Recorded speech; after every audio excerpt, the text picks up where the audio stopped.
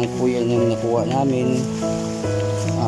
Mga basura na yan, katatambak, galing po yan sa taas mga kuya.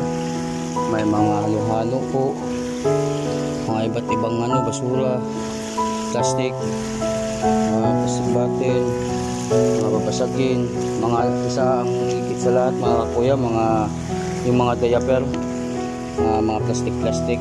Dapat nga po ito ginagawa nila, inililibing sa lupa o isiusunog. Hindi po ginagawa, itiyatapon lang po sa mga gilid-gilid yan pagkatag-ulan. Yun diaper. Pagkatag-ulan, talagang babae talaga mga kakuya. Hindi nila maunawaan yung pag-uulan na ganitong mga kakuya, na yung marami doon bagsakan, maraming mga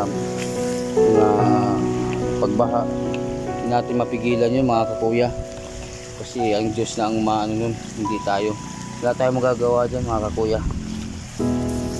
Kaya ito dapat hindi na lawak ko mga kakuya. Lawak na ng mga pero wala na tayong magagawa dyan mga kakuya, dahil yan ay talagang Diyos nang umano niyan, na hindi sila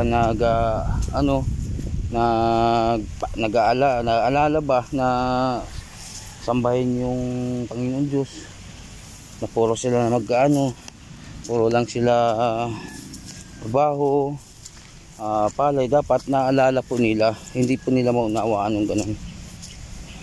Kaya ilang guys, umuwi na ako, lang naiwan din. Uwi na rin ako. Yun lang mga guys, maraming salamat sa walang sawang panonood guys. Please support po sa ating YouTube channel, Kuya Sam SD Gusantel.